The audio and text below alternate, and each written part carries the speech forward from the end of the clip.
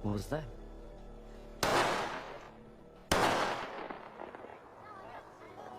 Film kali ini diangkat berdasarkan kisah nyata yang pernah terjadi di Norwegia pada tanggal 22 Juli 2011. Seorang fanatik sayap kanan melakukan teror di dua tempat berbeda dan di hari yang sama, mengakibatkan 77 korban jiwa dan 200 korban lainnya mengalami luka-luka. Tidak hanya itu, film ini juga memasukkan kisah dari seorang korban yang berhasil bertahan hidup setelah menerima luka tembakan dari sang teroris. Bagaimana kisahnya?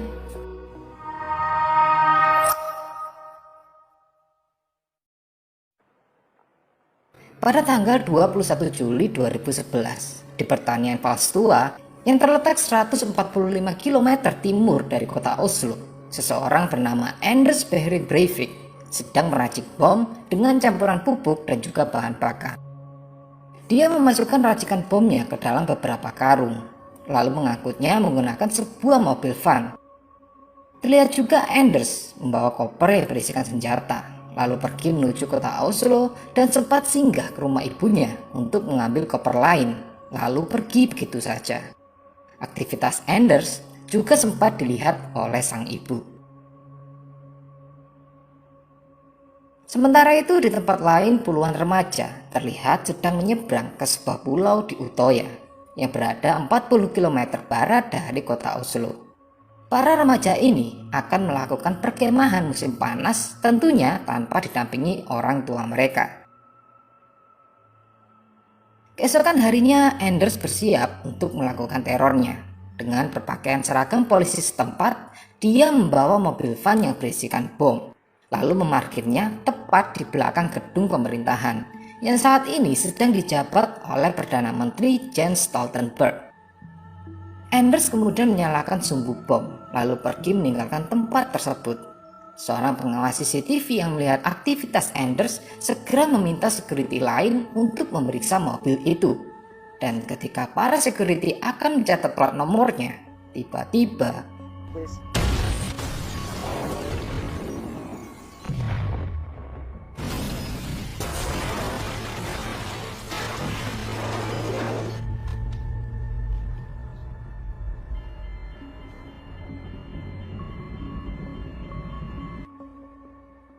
sedangkan Anders telah pergi dengan menggunakan mobil van lain yang sudah dia persiapkan dan sedang menuju ke Pulau Utoya. Berita mengenai pengeboman ini segera sampai kepada salah seorang pemandu perkemahan musim panas yang kemudian meminta semua peserta untuk menghubungi orang tua mereka. Seorang remaja bernama Viljar yang menjadi peserta bersama dengan adiknya Torje segera menghubungi orang tuanya. Yang beruntungnya orang tua Viljar selamat karena mereka sedang berada di hotel untuk melakukan kampanye pemilihan wali kota. Sementara itu Anders akhirnya sampai di penyeberangan ke Utoya. Dia kemudian mengaku bernama Martin Nilsson, seorang anggota dari kepolisian Oslo yang ditugaskan untuk mengamankan pulau. Tentunya dengan alasan seperti itu, seorang pemandu perkemahan bergegas untuk menjemputnya. Dan ketika sampai di Utoya, seorang pemandu lain yang sedikit curiga dengan Anders lantas meminta identitasnya. Dan disinilah teror kembali berlanjut.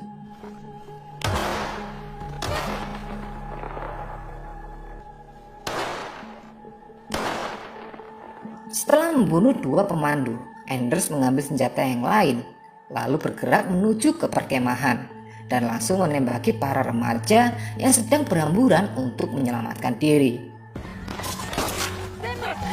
Mendapati ada beberapa remaja yang berada di sebuah ruangan, kembali Anders mengaku sebagai polisi lalu meminta mereka untuk tetap berada di tempat.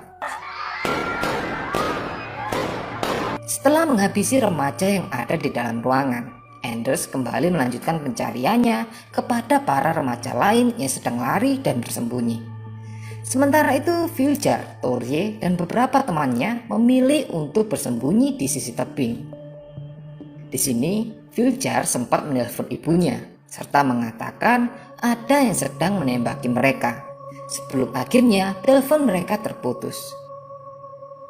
Segera informasi mengenai penembakan ini juga sampai ke telinga Perdana Menteri Jens Stoltenberg serta para polisi yang kemudian bergegas untuk menuju ke Utoya. Kembali kepada para remaja yang beberapa di antaranya mencoba untuk berpura-pura mati, namun mereka gagal karena Anders memastikan kematian mereka dengan senjatanya. Berikutnya, Anders juga memastikan sisi tebing di mana Vilja dan yang lainnya sedang bersembunyi. Mereka terpaksa terjun untuk menyelamatkan diri. Namun sayangnya, Viljar harus menerima 5 tembakan di tangan, kaki, serta kepalanya.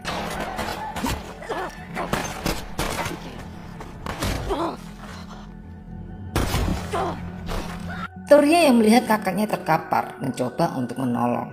Namun Viljar memaksa adiknya untuk segera pergi menyelamatkan diri. Tidak lama kemudian para polisi pun datang. Di sini Anders tidak melakukan perlawanan dan langsung menyerahkan diri.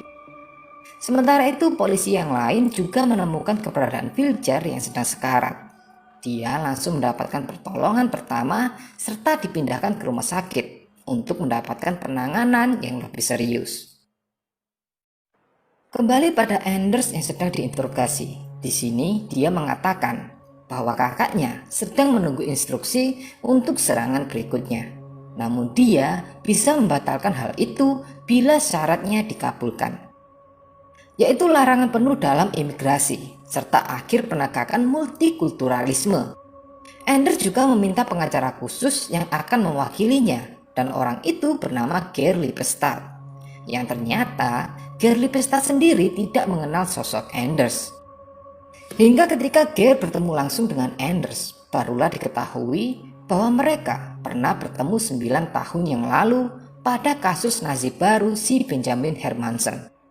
Di sini walaupun Geir sangat tidak setuju dengan tindakan Anders, namun dia tetap bersikap profesional dengan menjadi pengacara khusus yang ditunjuk oleh seorang terdakwa. Berikutnya Anders diinterogasi oleh seorang detektif unit pembunuhan bernama Mina Anderson. Singkat dari pembicaraan mereka, Anders mengatakan bahwa dia mengikuti jaringan Ksatria Templar untuk menghormati para ksatria perang salib dan ingin melenyapkan sebuah agama dari Eropa. Beberapa polisi yang melakukan penggeledahan di rumah ibunya menemukan sebuah manifesto yang berisi 1.500 halaman tentang ideologi-ideologi gila serta pemahaman tentang apa yang sudah dia lakukan. Sementara itu, orang tua Viljar mendatangi pusat informasi korban yang berada 6 km dari Utoya. Namun mereka hanya menemukan Torje. Sang ibu kemudian mencoba menghubungi beberapa rumah sakit. Namun sayangnya tidak ada satupun yang mengetahui keberadaan Viljar. Hingga berselang beberapa jam, tiba-tiba salah satu pihak rumah sakit mengkonfirmasi tentang keberadaan Viljar. Segera mereka pun berangkat dan bertemu dengan Dr. Thomas, seorang spesialis bedah saraf khusus trauma. Di sini Dr. Thomas mengatakan bahwa Viljar mengalami luka yang berkelanjutan serta beberapa serpihan peluru hampir mengenai batang otaknya. Namun sang dokter berjanji akan melakukan yang terbaik. Sementara itu sang Perdana Menteri Jens Stoltenberg akhirnya menerima laporan tentang jumlah jatuhnya korban. 8 orang meninggal akibat pengeboman di kota Oslo, serta 200 korban lainnya menderita luka-luka. Sedangkan korban meninggal akibat penembakan di Utoya berjumlah 69 orang. Kembali kepada pengacara Geir Lippestad yang sedang mencoba untuk menginterogasi serta mencari tahu latar belakang tentang Anders, yang diketahui bahwa keluarganya disfungsional. Orang tuanya berpisah saat dirinya masih kecil. Sejak saat itu, Anders tinggal dengan ibunya. Sang ibu juga pernah menulis surat permohonan kepada layanan sosial, namun permintaan itu ditolak. Geir sempat meminta sang ibu untuk menjadi saksi di persidangan Anders. Namun ibunya menolak karena tidak ingin semua orang tahu siapa dirinya. Dan ketika Geir pulang ke rumah di malam harinya, dia mendapatkan teror melalui telepon. Hello. You fucking Nazi lover. I know where you live. I'm going to make sure you and your family rot in hell. Berpindah ke rumah sakit di mana Filcher telah selesai menjalani operasi kesekian kalinya. Di sini sang dokter mengatakan bahwa dia belum bisa mengeluarkan serpihan peluru terakhir dari batang otak Filcher karena akan sangat beresiko jika dilakukan. Dan mereka harus menunggu Filcher sadar untuk mengevaluasi ingatannya. Hingga keesokan harinya, tiba-tiba Filcher terbangun. Dan beruntungnya Filcher tidak mengalami gangguan ingatan. Mulai dari sini, Filcher menjalani masa pemulihan.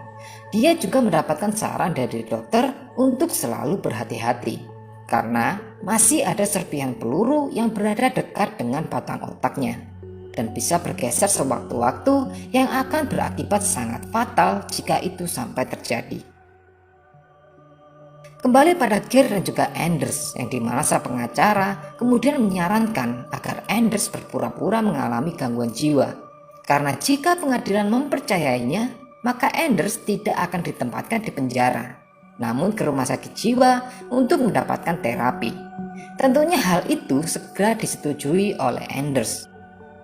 Menjadi pengacara untuk seseorang yang sangat dibenci di Norwegia tentunya mempunyai imbas tersendiri bagi keluarga Geir, di mana setelah mendapatkan teror melalui telepon, kini anaknya harus keluar dari sekolah karena pihak sekolah tidak mau tempat mereka menjadi target amarah bagi para keluarga yang menjadi korban kegilaan Anders. Berikutnya ketika Gere kembali mendatangi Anders, di sini tiba-tiba Anders berubah pikiran. Dia tidak mau berpura-pura mengalami gangguan kejiwaan, karena sebagai seorang anggota elit kesatria Templar, dia merasa serangan itu bermakna, yang pada intinya dia harus menyelesaikan apa yang dimulai serta akan menanggung konsekuensinya. Di sisi lain, Filcher terus menjalani pelatihan untuk kembali bisa menggerakkan anggota tubuhnya. Tidak lama kemudian, sang ibu akhirnya terpilih menjadi seorang wali kota. Hingga ketika Filcher diperbolehkan untuk pulang, mereka pun berpindah ke kota Svalbard yang terletak 2000 km jauhnya dari kota Oslo. Hari-hari pun terus berlanjut. Filcher terus menjalani proses pemulihan akibat tragedi yang membuat hidupnya berubah total, serta ingatan tentang teror sebelumnya yang terus menghantui di setiap malam. Hingga sampai di satu titik Filcher mengalami depresi dan menyerah untuk terus hidup seperti ini. Dia pun ingin mengakhiri hidupnya dengan memacu sebuah motor salju dalam kecepatan tinggi. Torji yang melihat hal itu segera melaporkan ini kepada orang tua mereka, yang kemudian bergegas untuk mengejar Filcher. Yang pada akhirnya dengan dukungan dari orang tuanya, Filcher pun mau untuk terus berjuang. Hingga pada suatu hari, sang ibu menerima sebuah email yang meminta Filcher untuk menjadi saksi demi memberatkan hukuman Anders.